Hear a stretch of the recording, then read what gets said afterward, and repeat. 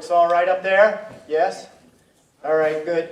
Well, I wanted to first just report to all of you that according to statistics and analytics available to us at the Richard Dawkins Foundation official Facebook page and the per capita data that we can analyze from it, there is no more Dawkinsian place on earth than the nation of Australia. Yes. And I also take credit for the invention of the word Dawkinsian, which all of you can refer to yourself as. Now, because such a high percentage of Australians have a secular viewpoint and even take an interest in someone as vocal as Richard Dawkins, might be a reason for all of you to say, well, isn't that wonderful? Let's sit back, relax, and enjoy the sun. And I certainly encourage you to enjoy the sun and participate in all that's great about this country, and I've seen a lot of that. But I'm going to ask something different of you in this room, and that is to say, let's organize together and move forward for a better world that really, to me, and for many Americans, seems like Australia is an example of. That's because we know about Tim Minchin in America. You know, we don't know much about Tony Abbott, and I think that's partly, you know, why we have this view. And so this viewpoint, the viewpoint of Tim Minchin, is a viewpoint that I think really is part of the great founding tradition of your country. Skepticism, analytical thinking, a bit of irony perhaps. That's worthwhile. But that kind of scientific viewpoint is really a hopeful and positive one. And indeed, when they first were founding this country and they were in Sydney Harbor, they sent back samples of the clay there for possible use for commemorative soil and for medallion. They sent it through the Royal Society, the premier scientific organization of the Enlightenment era. And also, on the occasion of that, they asked someone to write a poem, perhaps the first poem about the nation of Australia, and that person was Erasmus Darwin, the grandfather of Charles Darwin.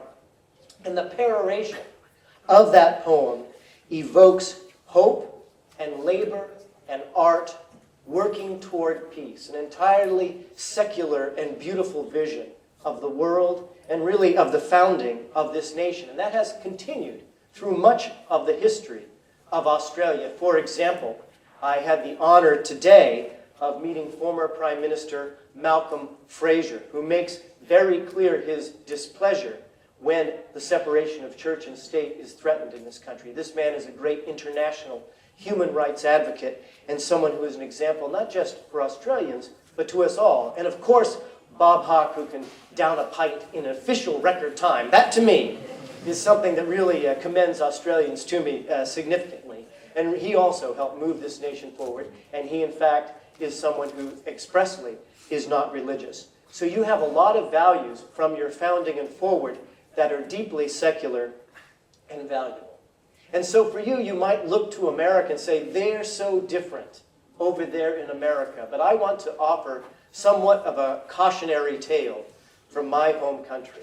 Because in my parents' time, in the late 60s and early 1970s, if you ask people, hey, where's the fundamentalist right? Where's the religious right in America, in the United States at that time? Well, the answer would be, for those analyzing politics, nowhere, zero. They had almost no political influence. They were some backstory from back in the Scopes trials in the 1920s. They were not at all at the center of American life. Barry Goldwater, Mr. Republican, Mr. Conservative, the leader of the Republican right of that era, said, and I'm quoting him, "I have no respect for the religious right." Barry Goldwater wouldn't even have a chance to get the Republican nomination in 2012.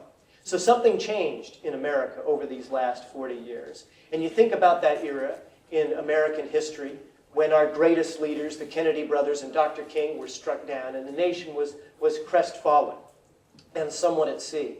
And at that same time, the religious right looked at some of the values that they saw in this country, and they didn't like those values.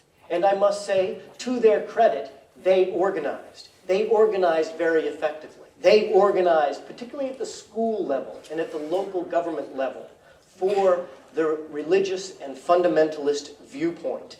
And over the succeeding decades, what we saw was something that was unheard of before that. And the religious right was able to gain what is now veto power over one of two major political parties, despite the fact that they did not then and do not now represent a majority, much less a moral one, in American society. But that is the reality of their effectiveness. And I think we need to step back, pause, and take a lesson from their effectiveness and a cautionary note about what their plans are, because they have told us, they've told us their plans expressly. They want fundamentalism from the United States to be an export business, and they've made it an export business. In Uganda, many of you know about what happened in Uganda when there were express laws saying the death penalty for someone to be gay. Well, the religious right from the United States, with money, with volunteers, with organization and effort, they went over to Africa. And they organized for their viewpoint, and they helped it prevail in many areas in the developing world, down in Latin America. And even their hope and plan and potentially success in developed nations like Australia. And I want us to consider what happened in America. Let me give you one example. There was something called Title IX, which was a law in the United States in the 70s, a very good law, that said that in education, women and girls shall be treated equally. But a very little known provision in that law is that if that concept of women being treated equitably is in violation of the tenets of a particular educational institution's religious values, then they may ignore that law, potentially. Think about what that means for the children who are in those schools. Think about what it means to be a girl taught that they must be subordinate. Or, I say, equally as bad, to be a boy who's taught those kinds of values. How does that affect a society over decades? Then I think we start to understand the ominousness of what we are facing. And when I say they want to be an export business, remember that in the United States of America in 1970, there were less than 100 megachurches, defined as 2,000 on an average Sunday. Less than 100. Now there are hundreds upon hundreds of megachurches throughout the United States, often with wealthy pastors, often with more than one wealthy pastor, organizing for the so-called prosperity gospel as they line their pockets and as they, in fact, waving books like one called Pastorpreneur, in which they grow their churches all throughout, not just the United States, throughout the world. And then I want you to consider some trends that are just starting here in Australia. Consider the trend in a school that wouldn't have existed 30 or 40 years ago when they were talking about direct funding for religious schools in Australia, which, by the way, for however extreme you think the religious right might be in the United States, and there are very extreme things that I write about in my book, we don't have direct government funding for religious schools in the United States, but you do. And I want to talk about a few of those schools. One is the Bible Baptist Christian Academy, which in one study got 86% of its funding, your tax money, from the Australian government. That is more money from your tax dollar, even than some schools that are entitled government-funded schools. And in this school, they teach, and I'm quoting, the reality of the eternity of heaven and hell with your tax dollars. They teach the accelerated Christian education curriculum, which I can tell you from the United States, because hundreds of thousands of children are taught it in fundamentalist schools, is not only right-wing on religious issues, it is right-wing, period, and offers an extreme right-wing view of the world. Now, in the United States, accelerated Christian education is limited to private fundamentalist schools, rarely to anything that would be public. But here, the Bible Baptist Christian Academy can teach that in your nation. They teach that the world was created in 6 24-hour days. And I submit to you that telling children lies with tax dollars is a violation of the human rights of those children. It is wrong to do that to children. In Rehoboth College, they seek to teach Darwin all right, but they say they want to teach it only so that you can refute it, so that the students can refute Darwin. They further attack and say, and I'm quoting, the scientifically ridiculous theory of ice ages and glacial epochs. Park's Christian School in Australia, they want to train their students, and I quote, to be soldiers of the king, and quote, to do battle for their Lord in a world which rejects his laws and dominion. 78% of their money in this study came directly from the government. Think about Pastor Phil Pringle, who many of you may know, who expressly espouses a viewpoint of dominionism and talks about that religion should have dominance in many sectors of life, including government, because it is viewed as being the realm currently of Satan. And however bad you might think the government is in Australia, I don't think Satan is really, that's a little bit of an exaggeration. But these are the kinds of values and the kinds of techniques of growing big box churches that you're starting to see grow in the nation of Australia. Almost 40% of Australian secondary school students attend non-government schools. 90% of that group are Christian schools, and since 1996, you've seen a continuing growing of schools from the fundamentalist stripe in this country.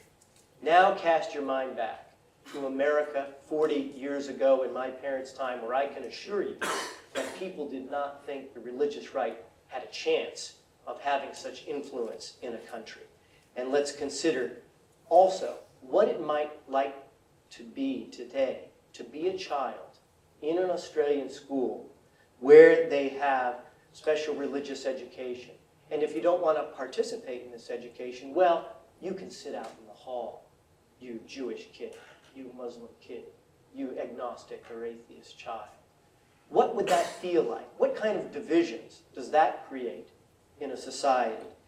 Aren't schools supposed to be with a secular purpose to unite our society for a higher purpose? Aren't we supposed to have people who are counseling in schools who are qualified, and yet we have chaplains in the nation of Australia, chaplains who the psychological professionals in this country say are not qualified to deal with issues like potential teen suicide or domestic violence in the home? Why aren't there qualified psychologists instead of those who are not being watched, or those who are not being rigorously supervised, who are having contact with children in this country? I want us to think about what it might like to be children in that situation in this nation. And so I ask you in this room to be vigilant. Be vigilant for the values of the founding of this country, but I also want to ask you to do something even bigger. Because there are so many secular people as a percentage of the population in this country, I ask you to be the vanguard, to be the leaders of a worldwide secular human rights movement. Why should we accept national borders as some kind of wall that divides us from each other? With the Richard Dawkins Foundation Facebook page and with our website, we bring people together literally by the millions throughout the world. But I'm asking people who live in secular countries not only to be vigilant about potential issues in their own country, but to take a leadership role for human rights throughout the world. Because what I write about in my book is not a whether or not to be religious. You know, there's this professor from England named Richard Dawkins who writes a really good book on that topic that I can recommend to you. But I think the next step for us is, what do we do about it? What do we do about the rise of theocratic values, not only in the United States or Australia, but in Pakistan, in Bangladesh? What do we do to stand up for human rights in this world? How are we going to organize to make things better? That is what I write about in my book. I'm willing to work closely with you about this because I have a full life commitment to this. I am devoting the rest of my life to this cause. I have a passion for it, and I want to give you a sense of why I feel so strongly about this. When I served 10 years in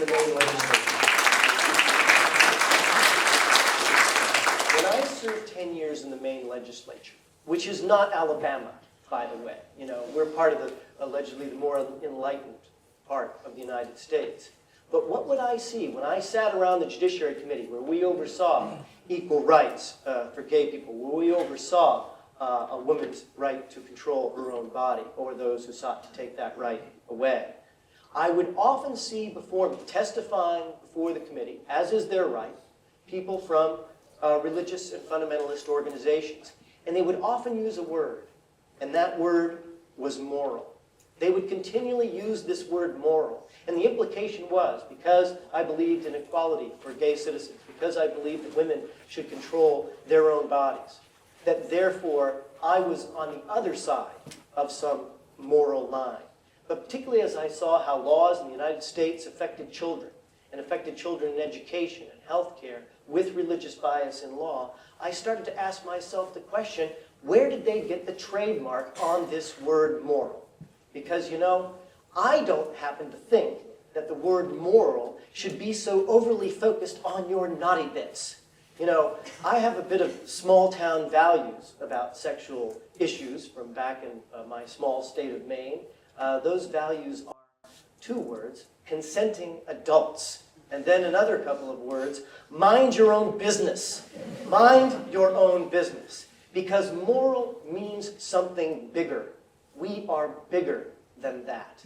You know, in my parents' time, there were two giants that walked the earth.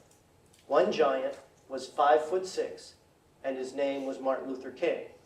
And another giant was 5'9", and his name was Robert Kennedy. And they used the word morality all the time. And when they used the word morality, they were speaking for the dispossessed. They were speaking for those who were left out. They were calling for inclusion in society. That's what they meant by the word morality. The word morality has been stolen, and we, particularly those of us in the secular movement, can be the leaders of the next great movement to take the word morality back to its real meaning. That is our mission, and that is our cause.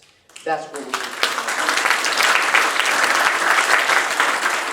Because I say to you, if the religious right can organize for intolerance and injustice, we can organize for science and reason and compassion, and we can truly be transformational in this world. And we can lead to the ideal in that first poem by Erasmus Darwin about this nation, working toward hope, labor, and art that leads to peace.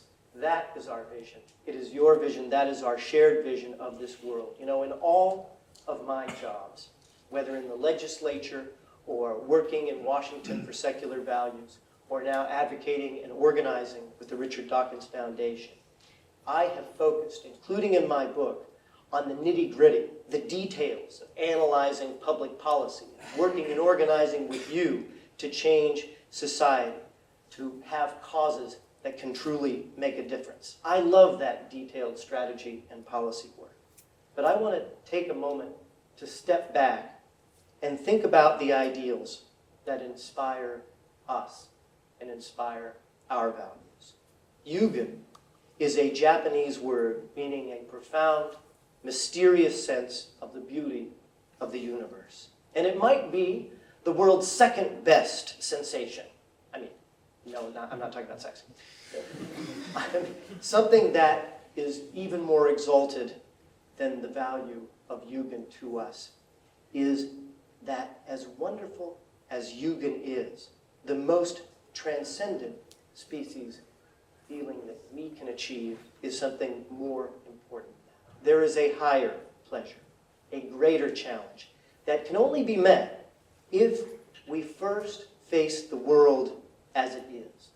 In this world, a few feel chosen by God to strap on the explosive and pull the cord or guide the plane that annihilates themselves and innocent people.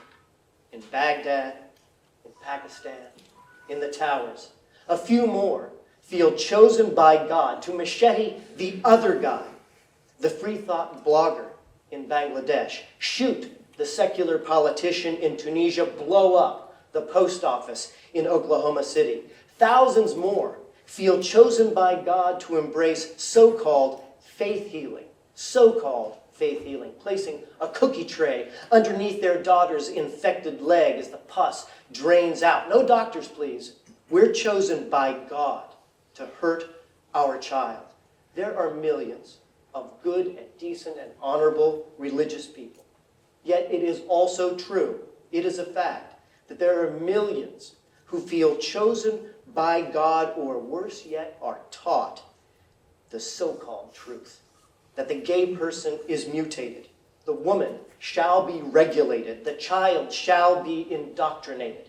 God's alleged in-group, so certain, so lustful for their holy law, actual laws, imposed on us all. Some laws from Mississippi to Maine, many laws from Cairo to Karachi. And meanwhile, Odin gets a pink slip, even though he gets my vote for best god. I mean, yay me, right? But there's no laws in Odin's name today. No, you have to pity poor Apollo and Ishtar and Quetzalcoatl shuffling their feet in the unemployment line, along with Odin and Isis and Axl Rose. But some of us doubt that merely because a god is currently fashionable, that god is any more credible than gods that are now out of fashion. We turn instead to people who question. Einstein, Voltaire, Jefferson. Now, reason, science, that wind blows wicked cold, we are warned, from the megachurch pulpit, from the mosques, from the U.S. House Science Committee. And yes, that wind does bite pretty hard sometimes. Your call, says the doctor. Turn off my mother's motherboard. Her hardware failed. Her software lit only by outside power. Pulling that plug, I saw no harps, no wings. White, yes, I saw white. Clinical white hospital walls. Bone white cremation papers. We are all on that very same life raft on which my mother sang. Our children, we hope, our parents, we hope, might be lucky with loved ones to talk to on that life raft. But that life raft is leaking, and there is no safe harbor. Facing this hard truth, reason and science lead us somewhere real and warm. And it's something that in more than 2,000 years of human history, only for 400 years since Francis Bacon, Bacon's treatise, his book, The New Method, the rigorous scientific method, a mere 400 years out of 200,000 years, we are just limbering up. No more opposite sides of some mythological line, gay versus straight, Muslim versus Hindu, myth versus judgmental myth. Reason and science is a thread. We draw ourselves forward on that thread. Before you face white hospital walls, you face a blank white canvas. Paint, write, grow, bloom. So yes, love those children. Thank whoever's arm you can touch in bed. And yes, laugh. Yes, enjoy. Yes, be thankful. But 200,000 years, we are here now and revel in it. Human lifespan doubled. A wondrous time in which science can fly if we draw ourselves forward on that bright thread. Old lines in the sand disappear. Us versus them, old tribe. Our tribe, today's tribe, has Darwin's evolutionary thread, Dawkins' genetic thread. Now we know. Our thread runs all the way back to cousin bonobos, to fish. More family to me than some mega minister at his bully pulpit. We don't go with that. Our new tribe views from space our globe entire. We use our brain, the best computer, creating the brightest colors. Van Gogh, the Sydney Opera House, the Apollo Clinic, the Mayo Clinic, Abbey Road. And what is next? Not the shadows, not the mythical cul-de-sac. Stand up, shoulders back in the sun. Whatever is you happens just once. So bring yourself all the way out. Art, science, politics. Yes, politics. The politics of reason and science, of evidence and compassion. For no compassion is real, no compassion honest, unless we embrace evidence and adjust our opinions and conclusions based upon compassion and where reason leads us. So work hard. Let's work together. Let's work on that effort for a new future. But we will make of our politics a party, the office party of reason and science, with drinks and making out in the supply closet. Stand up. Stand up for reason and science. Tradition and dogma, they are bullies. We pursue the newest methods, the strongest solutions, the boldest plan, the highest ideals. And while we are at it, let's risk fun. Because yes, it is scary. This is our one and only performance. Beyond even Jugend is the best feeling. Accomplish something. Improve our world. That's our greatest possible joy. Unleashed from dogma, we dance a jig carefree along the cliff's edge of time. Proud our dance is never hesitant, never cringing, offered boldly, honestly, joyfully, completely. So dig in. Work the nitty-gritty, the organizing, the politics of reason and science. For that dance is the most beautiful and noble dance of all. Thank you very much.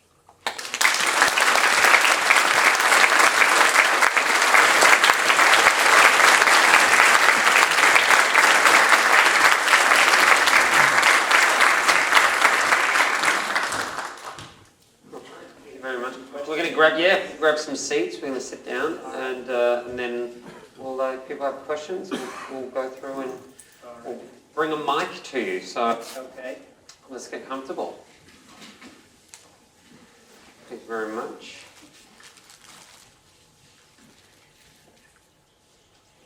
Do you like it? Yeah, good. All right, good. I'll start things running, formulate some questions. I had some questions about your history in government, actually. Said that you spearheaded 30 laws when you were in Maine. How much blackmail did you have to use to get that through? Like, what was your process? Why were you good at that? Blackmail. It is possible, and I've been honored to meet several elected officials here. When you can't hear? Oh, is it gone off? I had a chance to meet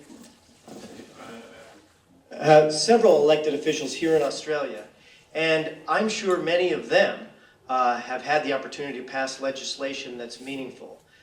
Really, it's instructive for what we need to do, because a lot of times I do a lot of management of the Richard Dawkins Foundation Facebook page. I have to offer a bit of a flaw in the reasoning prowess of the secular movement. I will hear a lot of secular people say things like, well, here it is, here's the data. Now you'll just have to agree with this. Case closed, we're heading to the pub. It's not going to happen. You're never going to succeed. You're never going to succeed, by the way, through pure data or just because you're right. Forget about that. That's not how it works in the real world. You need to grab people by the organizations, with money and emotions. And we should do that because that is the scientific method, because that is the method based upon evidence through which one gets results.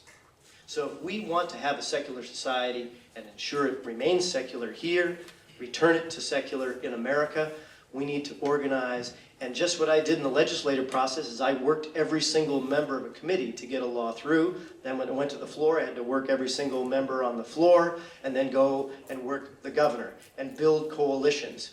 We haven't done that as much in the past as we should, and I'm hoping that we together, and I'm including the Richard Dawkins Foundation in this, can organize an international secular human rights movement that will really be transformative to the world. So don't say how we can't do it. Let's say if the religious right could do it, we can. Thank you. Put your hand up. Oh, yeah, why not? What a fun atmosphere we have. Put your hand up and I'll bring a mic to this. We'll get a mic to this lady in the black there. That'd be great.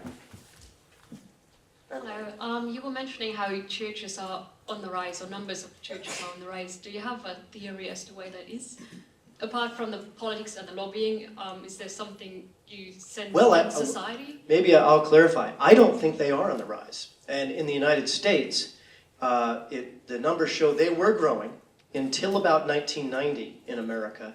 Then fundamentalism and most of the churches leveled off. And I saw this in politics too. I mean, when I'd go door to door in my hometown, Bangor, Maine, I'd knock on Stephen King's door and I'd knock on every door in the trailer park. And I'd meet everyone.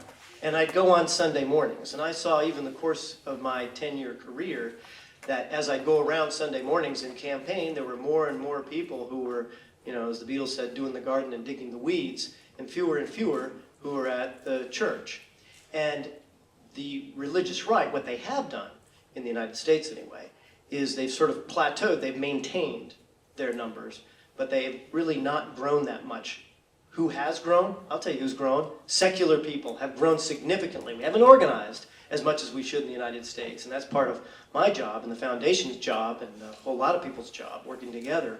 But if we organize, our voice can really be much larger than theirs. Now, in this country, it does appear, I won't talk about percentages or numbers, I'm not as familiar with that, but certainly from what I've read from other studies in terms of schools in Australia, you are seeing a growth of fundamentalist schools, which if you look back at American history, as I pointed out, I think is very ominous, and people should be ready to be a counterforce to that in this country.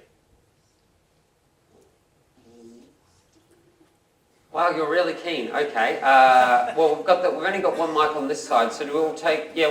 Can we just take one more? The woman in the hat, and then we'll come around the other side. Is that okay? Up there. Is that okay? Yes. Thank you very much for your talk. I want to talk about emotion. Okay. I'm a singer, and I sing a lot of music. A great deal of the classical repertoire is religious music, Yes. and it's fabulous music. And so I'm just wondering about that. That's the kind of an emotional thing for people, that singing, the gospel, everything else. And I just don't know what really can replace that. It really upsets me having to sing religious words to beautiful music. But if I want to sing classical music, what? Join the atheist choir. Oh, join the atheist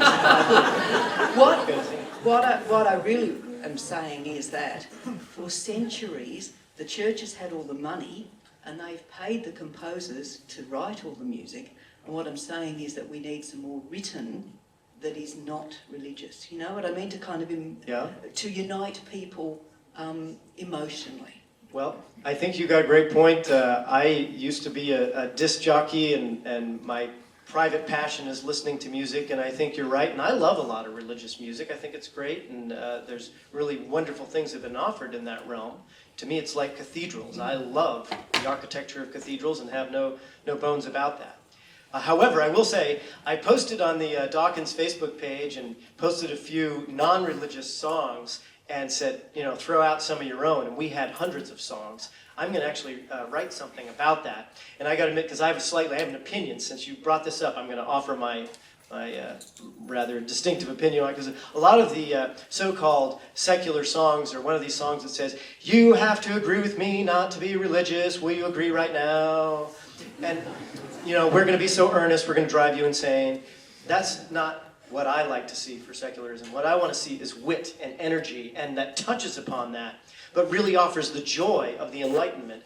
I don't think it's, I hear this, oh, you're cold, you're involved with science. I really am filled with joy and passion about what the Enlightenment has done. I think this movement is on the crest of a major change in world culture. So I feel fantastic about it, and I think there's lots of music, certainly popular music in recent years, that has celebrated it. You make a good point, but I would add the bigger point for me is, people always say, not exactly what you said, but related to this is, well, we need to have a building, we need to have a church. And I like that. I like that for the meetings and the community. That's good. But to me, it doesn't matter unless you're doing something. Because of what I do now, I follow the religious Facebook pages a lot. You know, there's a Facebook page for Jesus Christ. It has lots of followers. I wonder, is it He Jesus? run it himself? Yes, Yeah. Jesus. Apparently he posts. I don't know. But really, what's fascinating is you have some of the religious right type of things, but that's not the majority of it. The majority of the posts on these fundamentalist Facebook pages, to me, that I find so, I'm sorry, hollow, is they speak in innocuousness. They don't talk about the challenges of the world. They don't talk about the poor children that need help. They don't talk about people being oppressed in other countries. It's just, well, pray and you'll feel good about yourself today. It's very inwardly focused. I think a much more noble and much more exciting passion is to say, let's look out. Let's look out and help others. So I think we win. Cool. We want to bring, there you are. Okay. The woman who's about to pee herself, but she doesn't get that. No, you're passing it over here? Okay. Sure. Okay. Yes, ma'am. Hi, John Perkins here, Secular Party. Yes. Thanks very much for your talk. I would like you to comment on the issue of relativism, if you could. By that I mean either cultural relativism, where all cultures are assumed to be equal and there's no measures by which you can judge them, or moral relativism, where there's just sectarian moral values and there's presumed to be no objective way you can judge morality, or indeed, what was the other one I was going to say? Well, I think I get where you're going, I think. First, probably I'm the wrong person to comment in most people's perceptions. You know, I'm a lawyer, lobbyist, politician, so your paragon of moral values. I'm going to talk to you about these questions. But, you know, maybe there is some value in it because I think the way, personally, that you address, you know, you say issues of moral relativism is the same way you address scientific questions. In fact, there was a recent study, University of California, came out the other day, some of you may have seen it, where they said people who were infused with scientific reasoning and values were the ones, when they studied them and got them to respond to a series of questions, were more likely to take the ethical path. And at first that may be counterintuitive. You're always saying, well, where are you going to get your morals if not from the Bible? Anyway, if you look at how science approaches things, let's think about it. You're supposed to look at evidence. You're supposed to compare like to like and not pretend that things that are unlike are the same. You're supposed to analyze things based on objective evidence. Well, to me, that's not cold at all. It's the most compassionate way to view the world. And when you talk about moral issues, for me, whether you look at, I hear time and time again from religious groups, well, it is part of our moral values to say that, well, we're going to engage in genital mutilation of girls. I don't see that moral value.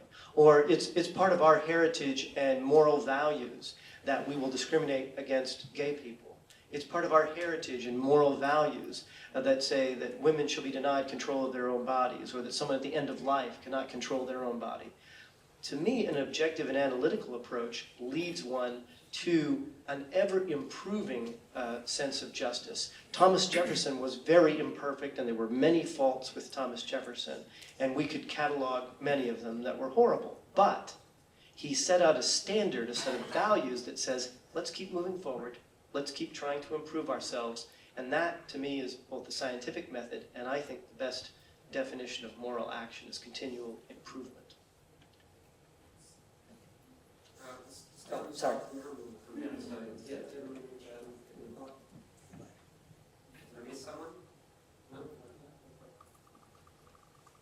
Hey, the last few Australian censuses have shown an increase in atheism and agnosticism, so a decline of Catholicism and Christianity in Australia. And you said there's an increase of Christian schools. I went to a Catholic high school, and I think that's one of the best ways we've shown to show how full of crap they are. So, do you think an organised movement against Christianity is the best way to, put it down? Because I think the more you attack them, the more they stand up, and that could maybe be shown in America. Well, first, an organized movement against Christianity, I'm not interested in participating in that. In fact, I would suggest in the United States and here and elsewhere that there are liberal religious people who will join hands with secular people, happy to do it, and say, we're going to keep religion out of government. That's the issue here. I'm happy to go to the pub and persuade someone about my view about whether or not to believe in God. But in terms of a social and societal movement, we have enough challenges just keeping religion out of government, and I'm happy to enlist religious people in that. So I don't consider it an attack at all. I was on radio today, and someone, I think he was joking, but he said, well, you know, what about you folks with the Dawkins Foundation, you're on a crusade. And I kept saying, well, I don't see any sword. I'm not wearing a knight's outfit. I haven't ever wielded a sword or a gun. You know, the old story about, you know, the radical atheist, the extreme atheist is the one who says, you know, let's drink microbrews and talk about astronomy. That's you know, the radical atheist. But when somebody's a radical Islamic, pick up the paper every day and you see the people who are dead. That's radical. And there's just no way of not facing that reality. And it's not as extreme in most cases, but in the religious right in the United States, the leaders, there is no evidentiary way around it. Look at the dollars contributed. The leaders of those who say discriminate against gay people are religious leaders. It's their money, it's their movement. The new pope, people say, well, don't pick extremists. The new pope said that homosexuality and equality of marriage was something that came from the king of lies, which I thought was Richard Nixon in the United States. But apparently it means Satan, which is fascinating to me, because here we are seeing a new pope in this new century who's saying, A, that there is a Satan, who apparently is somehow involved in all these things, which I gotta admit I question a little bit. But then beyond that, this is his passion. He associates with treating gay people as not equals. That's his big passion. That's where he brings out the Satan card. That, to me, raises questions about basic morality. And I have no qualms. I wouldn't, if the Pope were here today, I'd say, how you doing? Let's go out for a pint. You know, I would have nothing hostile to say to him as an individual. But would I say I am hostile to that idea? I am proudly hostile to his ideas. Yeah, look, do you want to stay? Oh, you look keen, all right. Well, we've got a lot of time, so we will, I think we'll get quite a few people. This gentleman in the blue did have his hand up, and then we'll swing on to you. Hi Sean, thanks for coming out, it's been great. I think most of the people in this room understand and care about secularism, that's why we're here. However, I've had some conversations with a couple of friends and work colleagues over recent time. One of them mentioned secularism. He said, oh, isn't that just like another religion? I think what he meant when he was trying to talk about was atheism, but even though he was wrong, he just obviously didn't understand what secular was. The other was from a friend that wasn't religious, but sort of like, oh, well, you know, I'm not religious, but it's not a big issue. You know, it wasn't a big sort of issue for him.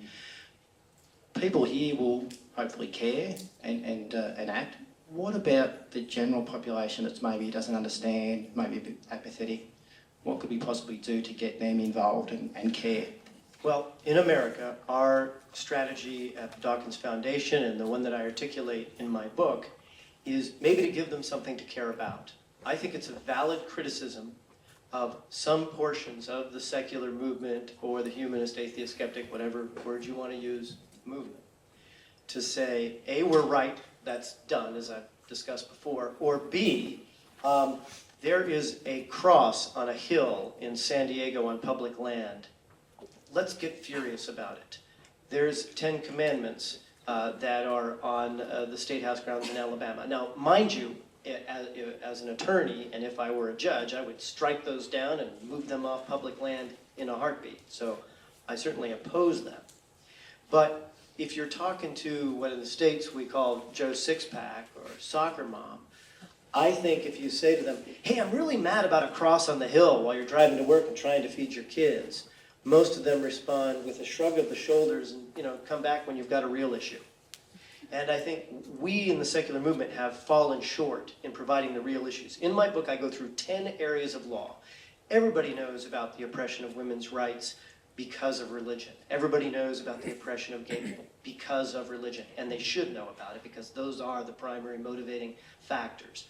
However, I write about 8 more areas, particularly important to me, the area of children's law, where you see example after example And thankfully to the Rationalist Society here in Australia, they've taken some of that concept and modified it to Australia, tailored it to Australia. And for me, that's critically important, is to say to people, yes, there are real victims. We're working on a documentary at the Dawkins Foundation where we're going to alternate between the victims of religious bias in American law, not symbolic issues, but people who are hurt, with the lives, the lifestyles of the rich and religious, and show how they live in these opulent homes on the taxpayer dime. And I'd encourage people here in Australia to show that contrast. Again, to me, it's about taking back that word morality. And morality doesn't have to do with trivia. Morality has to do with deeply important issues. So let's find those deeply important issues. I think the injustice to children that I've described in my talk here it's unfair to a little child in Australia to be told, remember that the world is created in 6 24-hour days, or there really is a hell. I don't think that any public tax dollars should be going to that, and I think it's unfair, and I think we ought to speak out about it. So give them something real to talk about, and I think we can start to persuade our neighbors. Anyone else? Yes, Madam from you.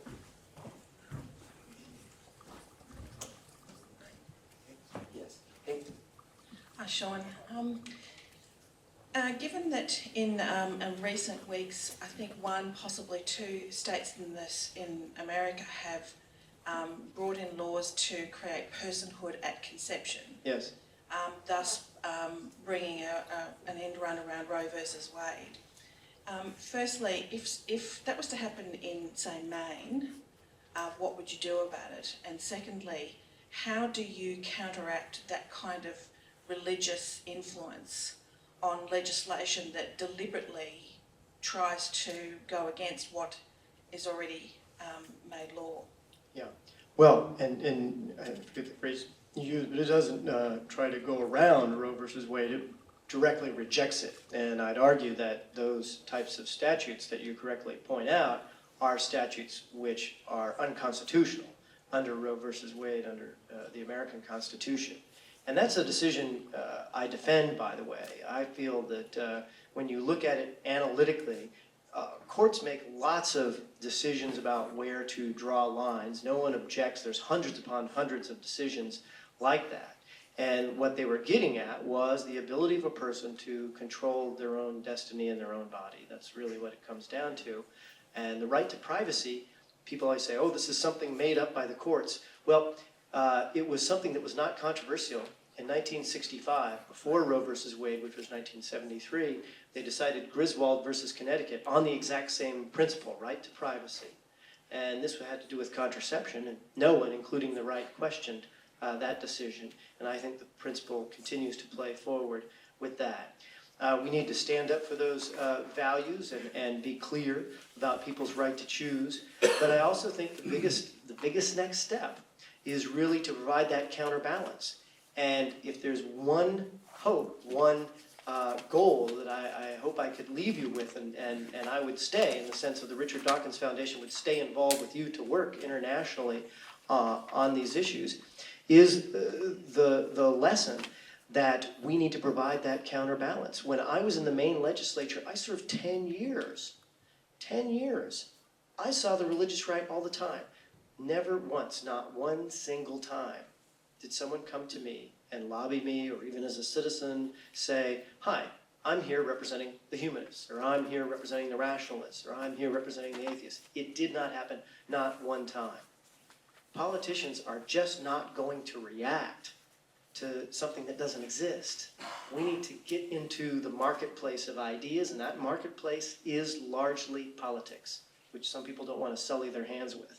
Well, I think that's where justice lies. You either get your hands dirty and make things happen. You know, I made a joke about being a lawyer and lobbyist and legislator, which a lot of people look down on. But I think the religious right worked hard and has a lot of lawyers and lobbyists and legislators for injustice. And I think there's people in this room, young people in this room, who could be lawyers and lobbyists and legislators for justice and reason and compassion. And I think that would be a terrific and noble effort.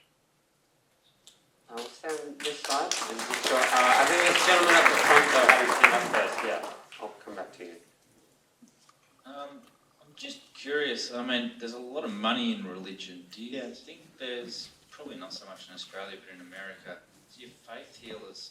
I find it hard to believe that you could believe that, so maybe that's why I'm struggling with it so much. But has it been hijacked by people that have seen the money and then People of what? people that don't actually believe what they preach so much, but they've, I know you never really know, but jump I on know the some. bandwagon to sort of, I know some. I mean, I think there are true believers.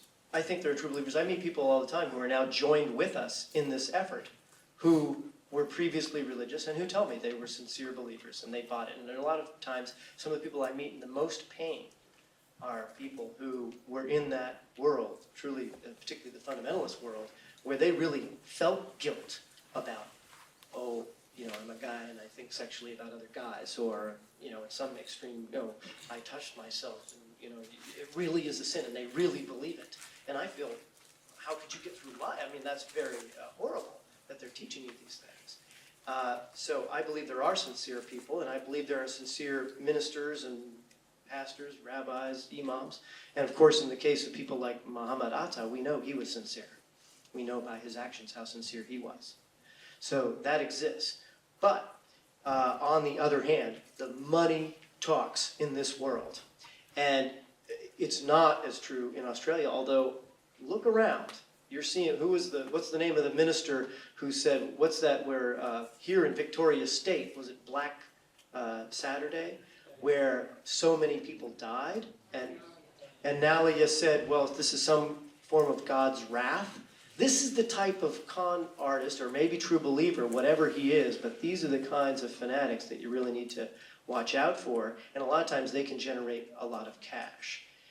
To me, in a sense, it doesn't matter whether you're a hypocrite or you really believe it. What the result is, particularly in America, is they're gathering together a lot of cash and living a life that even, you know, I would hope a lot of my Christian friends would say, geez, that's not right, how they're living. And I think a lot of Christian people, to their credit, would say that's not right. But that doesn't change it from growing. There is a lot of hypocrisy. I actually am interested in doing a study. I'll tell you one or maybe three raunchy stories to indicate some of this. I met a woman, I'm not going to name her, who was the wife of a fundamentalist minister, you know, a big league fundamentalist minister, and he was out preaching, you know, there's no sex before marriage, there's all these rules where, you know, hell is the consequence for any type of sexual misbehavior.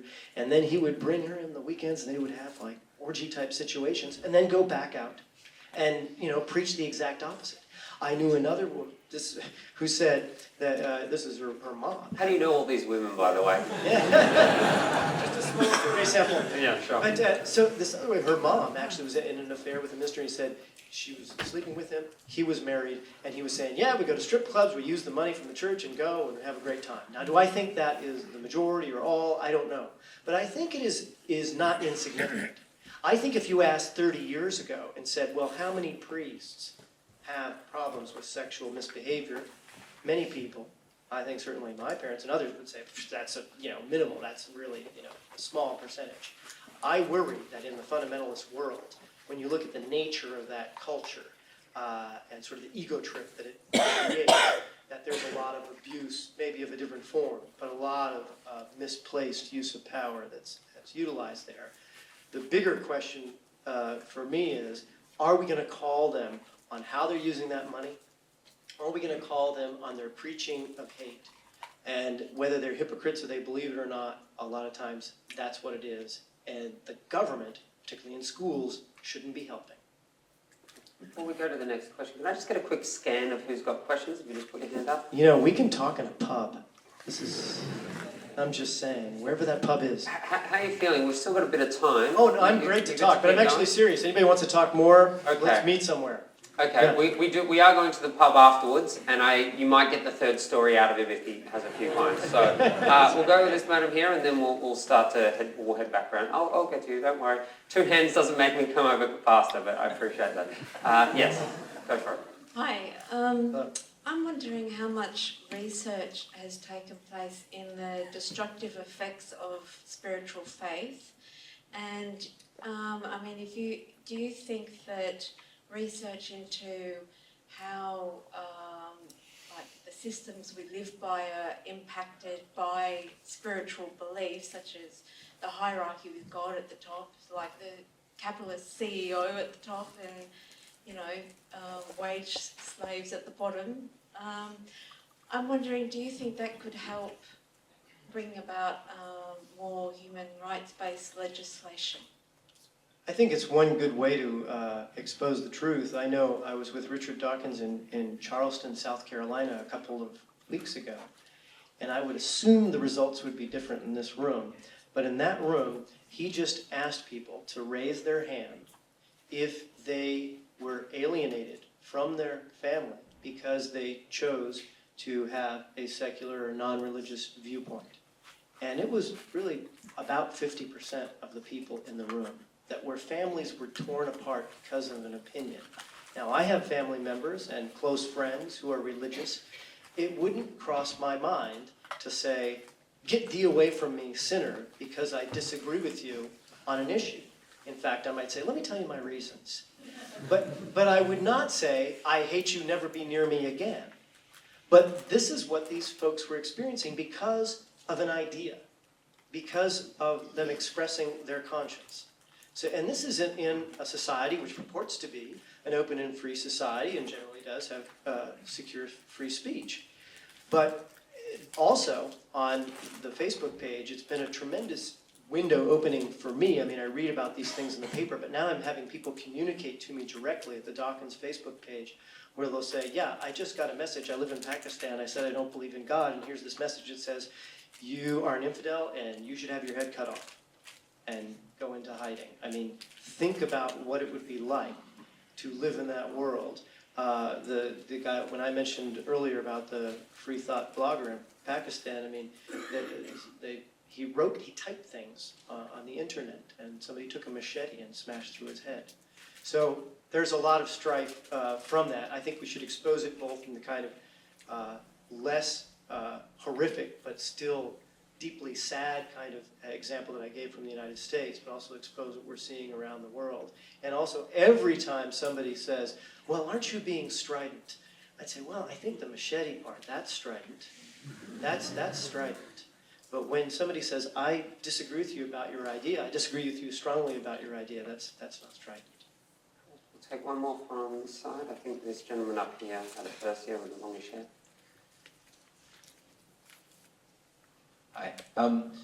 You seem to be a very rational man, and rational people have a tendency to rub irrational people the wrong way. Just out of curiosity, throughout your whole entire time with Richard Dawkins Foundation, or throughout your career, have you ever been threatened physically by fundamentalists, or even during your career, have there been people that have tried to threaten you in a certain way? Not me personally. I mean, I've been in hearings where, you know, on the issues of equality for gay people or abortion issues, where people will come in and they, you know, you're sitting in the committee room and these people look like they might become violent. That's never happened, but I've seen kind of the threatening nature of that situation. You know, occasionally Richard Dawkins has faced things like that, and he's a pretty brave guy when you think about it. By the way, happy birthday to Richard Dawkins. Just take a moment, because he'd been someone who, I don't think that happens very often at all for him either, and he's been clear about that. But I do think he really sticks his neck out for justice in a way that's deeply, deeply meaningful. And I'll just take a moment about what I think is the extra effort he takes. I mean, his birthday, it is his 72nd birthday. And he has more energy, by the way, than most guys half his age. I mean, it's really remarkable. But another thing that's remarkable about Richard Dawkins, I've been his opening speaker on 3 book tours now. You know, so we'll travel around together for, I don't know, 5-6 weeks at a time in 3 different sessions over the course of the last 2 years. And it's really an amazing and transformational event made possible by him in a unique way, because among speakers of his level, most charge huge speaking fees just to even show up. And a lot of times Richard Dawkins will decide. I mean, he is the #1 most cited scientist living, more so than Hawking. He's the most cited scientist alive. And he says, yeah, I'll go for a minimal fee to go speak at a college or a university. And I think the reason he does it is when he goes and sees what happens. I spoke with him at Eastern Kentucky University. How many people here have heard of Eastern Kentucky University? Am I impressed? I never heard of it, and I live in the United States, never knew where it was. So we fly into this town, show up at Eastern Kentucky University, and for those of you who are not, familiar with the details of Kentucky geography, Louisville's the big city of Kentucky. Eastern Kentucky University is 2 hours away from the big city in that state. It's really out there in true Bible Belt land. We show up on stage, there's 2,300 people in this auditorium. And I give a speech that's focused on America, a 10-point vision of a secular America that I describe in my book, and I'm just booming out these secular positions. And this crowd is roaring about what they want to see for a secular America. And I guarantee you that if the U.S. Senator from Kentucky said, I'm showing up at Eastern Kentucky University, you aren't getting 1/10 of that crowd. We are onto something, and he is willing to make an extra effort to see that through. And then afterwards, when you go to the book signing stage of the event, this guy, I see people coming up, when I talk about people with the pain of religion, they'll say, you changed my life. Usually they're holding the God delusion, but they might be holding the selfish gene, a lot of science type. You changed my life. Like, boy, you are a science nerd. Okay. But I mean, I see it all over, and time again. And so really it's meaningful. And when you talk about, he would say, that's never happened as far as some specific risk or threat. But I think he's really put himself out there. And for me, what that says to us in this room is if he can do that, then we need to step up. Because I will, a lot of times, hear secular people say, yeah, aren't those people crazy over there in Pakistan? Aren't they nuts? Yeah. Mm-hmm. And I'm saying, no, actually, there's a guy talking to me from Pakistan who is deeply honorable and committed to secularism and is risking his life. And if he can do that, we can try to stand up for him. We can organize in social media like never before. So it's really up to us to make sure that what Richard Dawkins is willing to do is something that we make count for the next generation. That's the risk that he takes, and I think we need to take risks. Our atheist choir friend right off the back. She's going to start singing. Yeah, pop out of there. There you go. What's the name of that pub? No, I'm actually asking. Corkman Hotel. Hockman Hotel. Cork. Corkman. Oh, like Corkman, like we don't pronounce ours here. Ireland, Corkman Hotel. All right. Sean, I haven't read your book yet, but I want to ask you, what do you mean by organize? Here in Australia, we have our groups. We think we are very well organized. We have our leaders. We even have an atheist choir. We are working very hard. Yes. What actually is missing that you are telling us to organize? A few things. One, thank you for doing all those things. Round of applause to the choir. If you get a pioneer, she's going to sing later. But here's some suggestions. One is thank you. Well, let's have a round of applause for really the organizer for this, Meredith.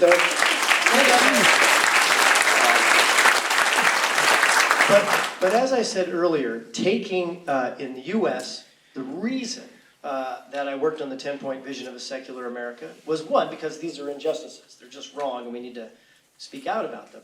But another reason is strategic. Like I said to the gentleman earlier, let's give people issues that are meaty issues. Let's not just go up and say, by the way, you're wrong about religion. Aren't you dumb? I mean, I do see secular people and atheist and humanist people do that. Boy, you're stupid, you're religious. Well, that's convincing. That's going to change someone's mind. How about instead say, what do you think about this law? And can we change it? Can we organize to make it better? Give them a reason that really matters for making a difference. Another suggestion that I have is that you guys, so I mean, I bow down to you, is that international atheist convention was really whiz bang. I mean, that was one of the worldwide, one of the best things we've ever seen in secularism, and praise to the people here, many in this room. But what I'd also suggest, that was sort of recognized or focused upon. Look at us internationally, and look at all the great people we've gathered together, which is great. That is wonderful, and I'm glad it happened. But I'd like to see an Australian National Free Thought Convention with Australian speakers, Australian organizers, people from every state in Australia, and talking about public policy issues, talking about science issues, talking about separation of church and state issues, talking about biblical analysis, so that we are not reliant on a Richard Dawkins or others to be the big drawing card, that you build your own presence in civic life in your country that is not dependent on people from elsewhere.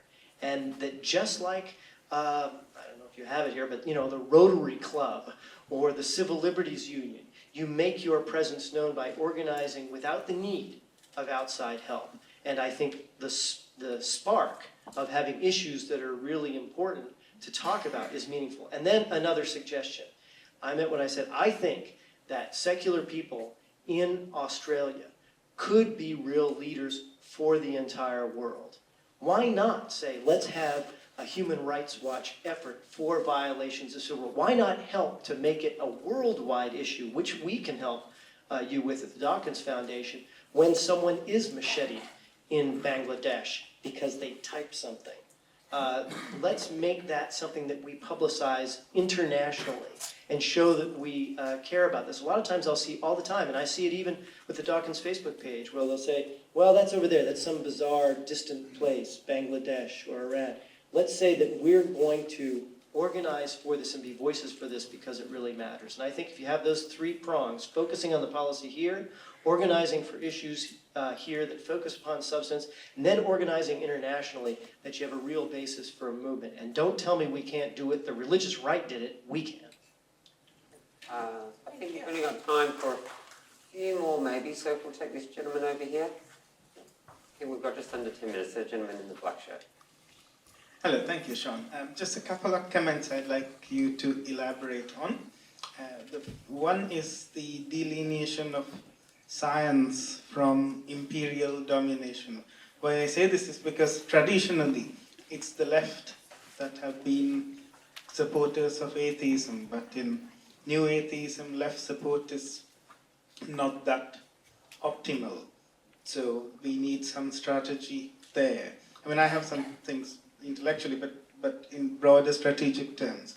And the second one is, I do agree there are certain people abroad who are interested, but as a general rule, rationalism or secularism outside the West is not something that popular.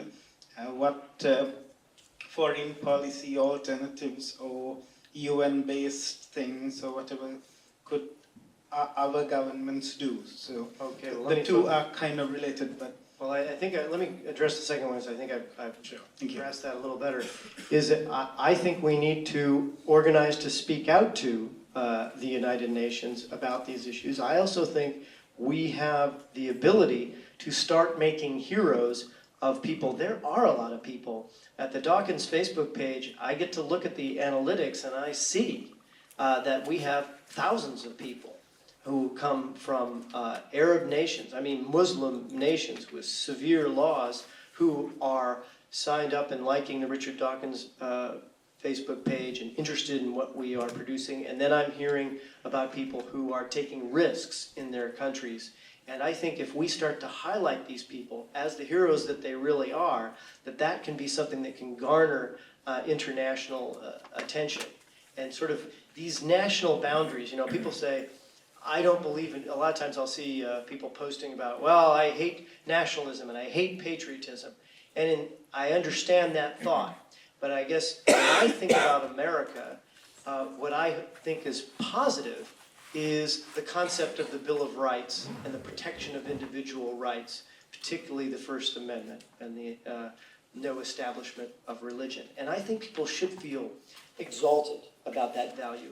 But that value isn't limited to America. To me, that value, and that's the way Jefferson and Madison intended it, was that value was simply an experiment. That's the word. In fact, that was the word they used, that this was an experiment that they wanted to see replicated.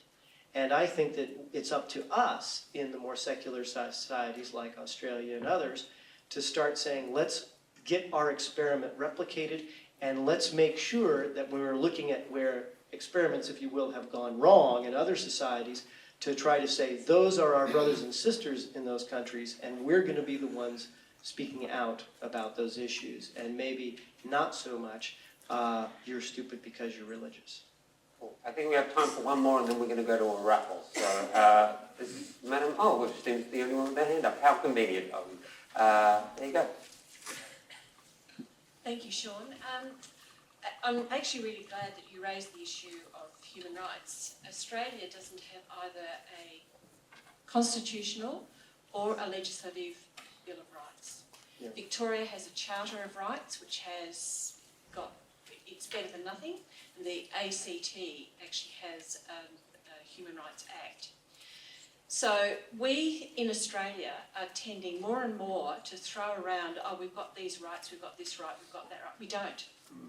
The implied rights that we have that come out of our Constitution are very, very circumscribed, and they are simply around, they are built around democracy. So what do we do to ensure that we keep a democratic process going? So it's got huge limitations. One of the things, what I'm hearing from you is that a lot of what's being able to be overturned in the US is simply because it is unconstitutional in the sense that it breaches the Bill of Rights, the Constitution. You mean like Roe versus Wade? Or, yeah, a lot of things like that that can be overthrown because it becomes constitutionally invalid. We don't have that.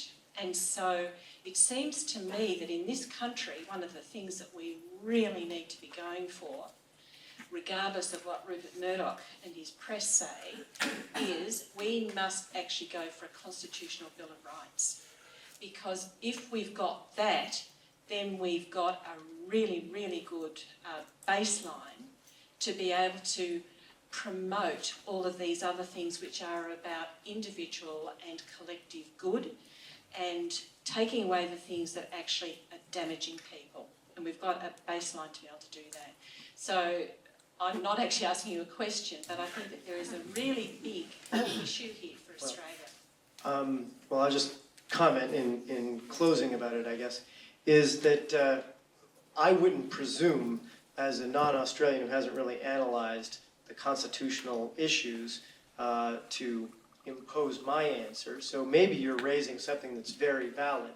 If it were an American proposal, I would have to say, because I don't know how easy or hard it is to create or alter constitutional provisions in this country. In the United States, it is tremendously difficult to change the U.S. Constitution. There's lots of changes I'd like to make to the U.S. Constitution. I think it was a wonderful document in 1789 and could use some tweaking now. And it's very well intended and a great and positive step in human history, but it's a couple hundred years later. But frankly, what I'd say to Americans is try, but also have an additional plan for the day-to-day legislative process. Because in America, it'd be so difficult to change the Constitution that I wouldn't want people to devote all their energies to that and lose the energy for regular legislative change and electing candidates that care about those issues. Again, I wouldn't want to impose my views on political strategy per se, but I am interested, because your system is so different than the American system, that sometimes third parties can matter much more here than they do in the United States, and there's potential avenues to have wedge power for secularism through these third parties. So that's something I would look at and potentially organize for, but I wouldn't presume the answer. What I would say is to have your local experts, that's why I'm talking about these conventions, and local legal experts and political organizing experts say, what is the best strategy to get at the goals of a 10-point vision, let's say, of a secular Australia, and then work together for those efforts. That to me is the best way to go. And what I would offer at the Richard Dawkins Foundation, I'm happy to come and do grassroots trainings or that sort of thing.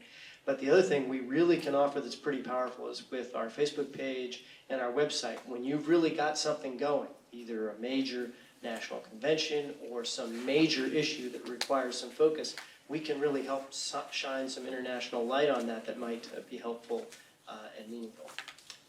So, Will you please thank Sean one more time?